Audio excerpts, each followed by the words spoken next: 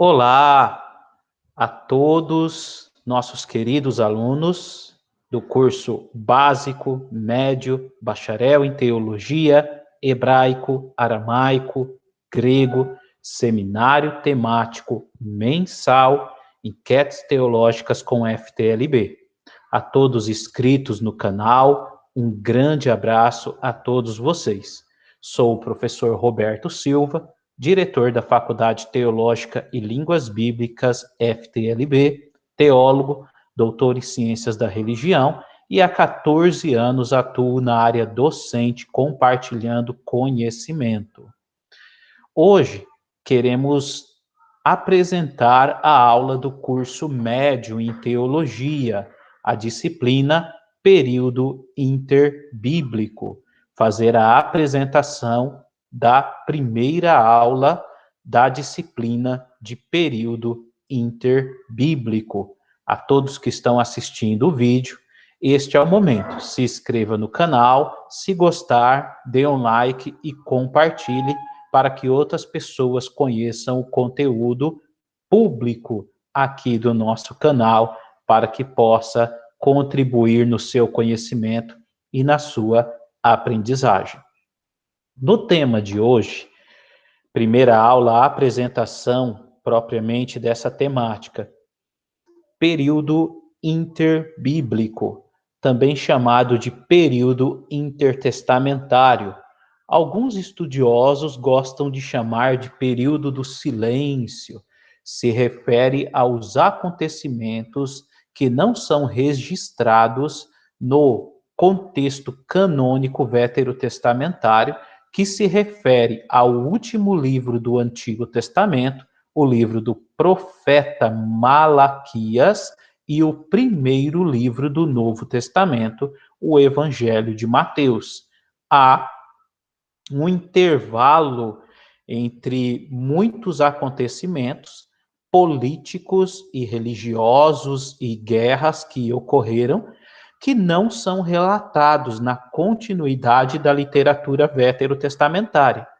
É importante destacar que a literatura veterotestamentária, ela encerra as suas narrativas historiográficas propriamente no domínio persa.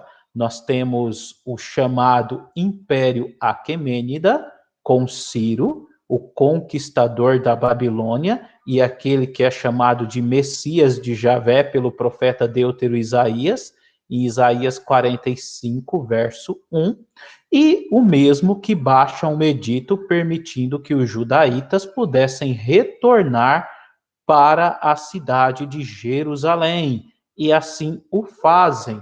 Depois, entre o período político persa, nós teremos alguns sucessores, entre os tais Cambises, Falso Esmirdes, Dario, Xerxes e Artaxerxes, pelo qual o livro de Esdras e o livro de Neemias fazem menção. Então, tudo isso ainda se refere à história de Israel. Quando nós falamos de história de Israel, é importante pensarmos em período pré, meso e pós-exílico. Isso é história de Israel, período pré-exílico, que menciona as questões relacionadas a Reino do Sul, a Reino do Norte, aos monarcas entre o norte, aos monarcas entre o sul, e a queda do Império Nortista e dos Samarianos, e a queda do Império Sulista e os Judaítas. Tudo isso ocorre neste período pré-exílico, ainda da história de Israel.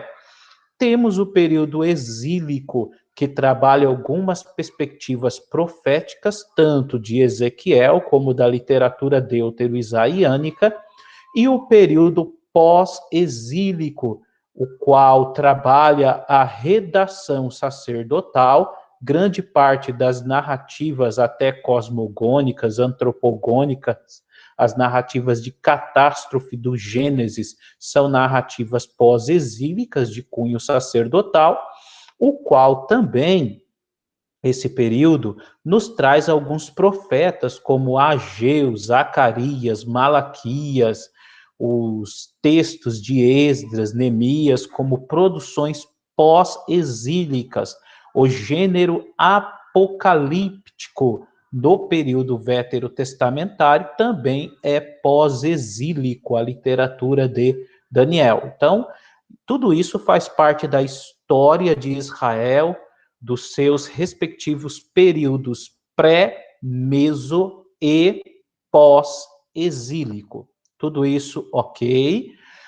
Quando pensamos em período interbíblico, período intertestamentário, isso já está bem à frente dos acontecimentos relatados propriamente nos textos pós-exílicos. Período intertestamentário, ele tem uma forte abrangência já nos domínios de Alexandre Magno. Eu tenho uma obra que eu quero aqui apresentar para vocês, que é a obra do Ner. Nossos alunos estarão fazendo algumas leituras para que possamos dar continuidade a essa temática. A obra do Herbert Donner, composta de 2 volumes. Então, no volume 2, trabalha um pouco da questão do período interbíblico ou intertestamentário. É importante destacar que nós temos uma vasta produção literária judaica deste período intertestamentário.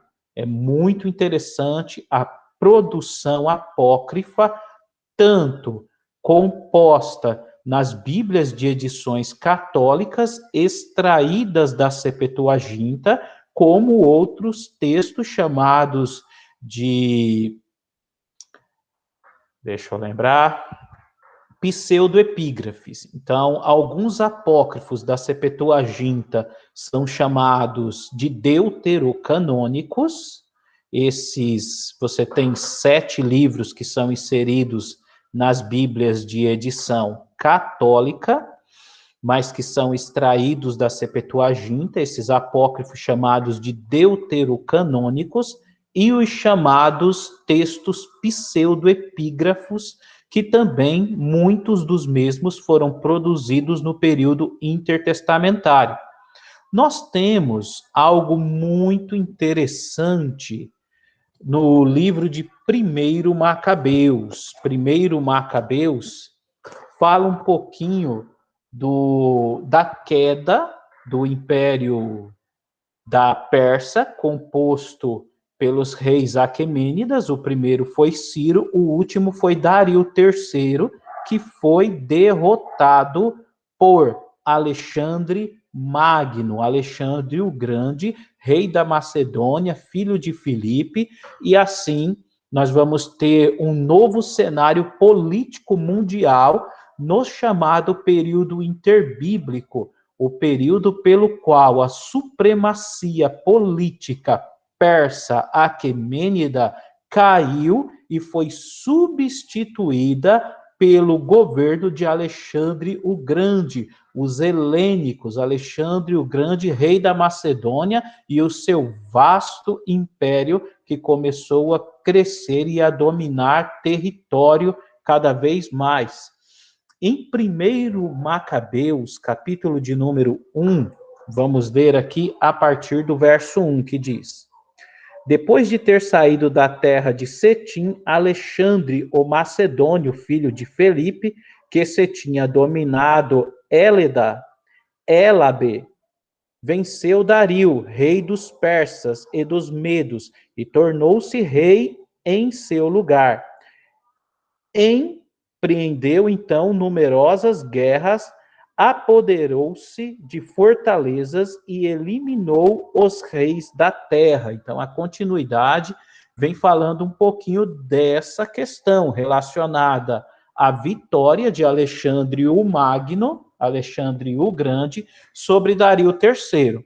Eu tenho alguns registros aqui que são interessantes destacar, que, na verdade, o governo dos macedônios, o governo de Alexandre, ele começa a se abranger um pouco antes da dominação de Dario III.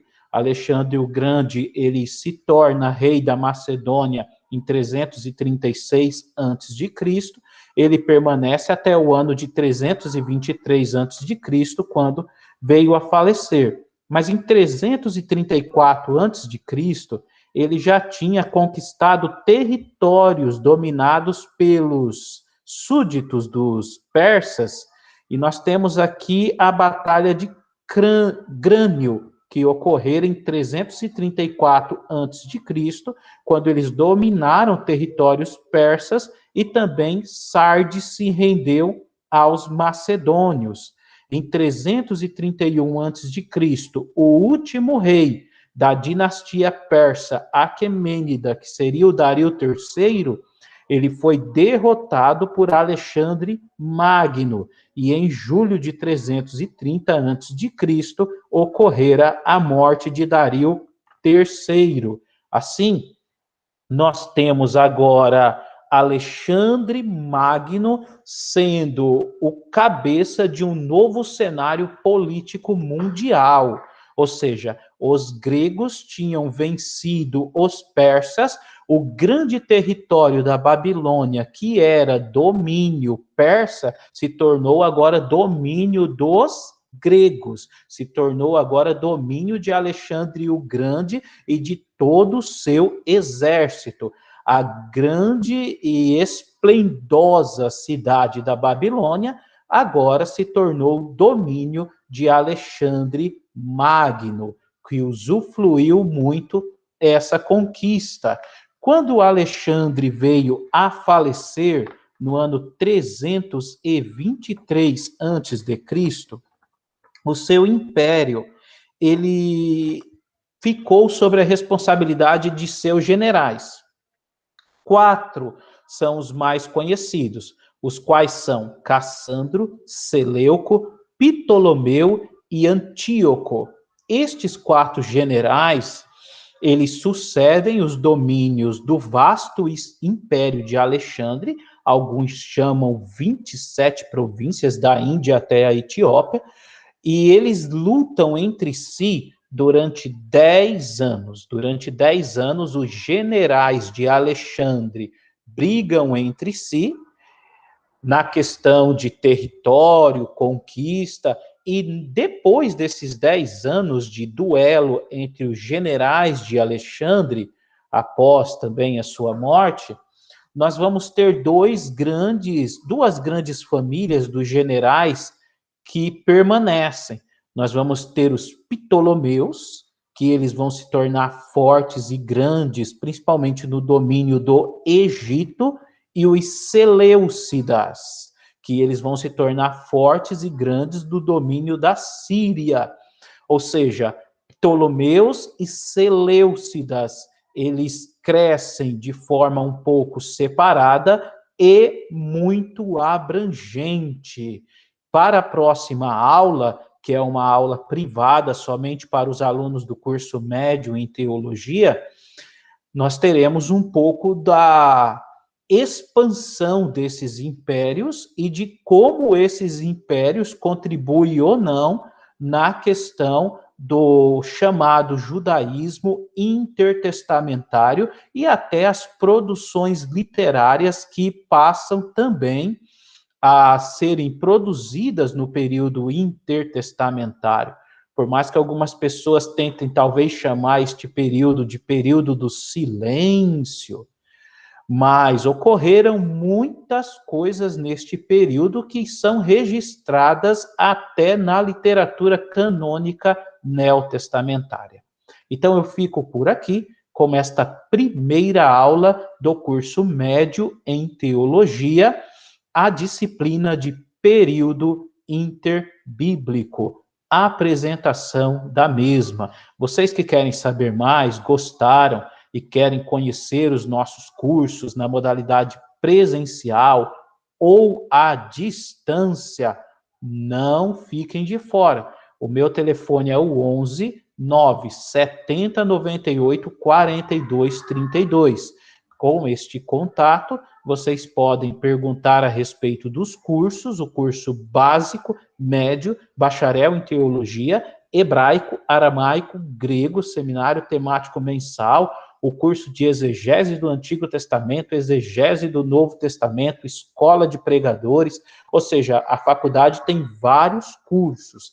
Por mais que eu apresente nas introduções dos vídeos, geralmente os teológicos e os de línguas bíblicas, a faculdade tem vários cursos na área da teologia, modalidade à distância que nós estamos divulgando, com plataforma, ambiente virtual, aulas gravadas, e você não tem a limitação do território. Nossos cursos à distância abrangem e alcançam alunos de todos os nossos estados nacionais. Então, não fique de fora. Quer se matricular, quer saber mais, tempo de duração, grade curricular, preço, 11 9 70 98 42 32. Que o Criador vos abençoe com toda sorte de bênção. Shalom e até o próximo vídeo. Deus vos abençoe.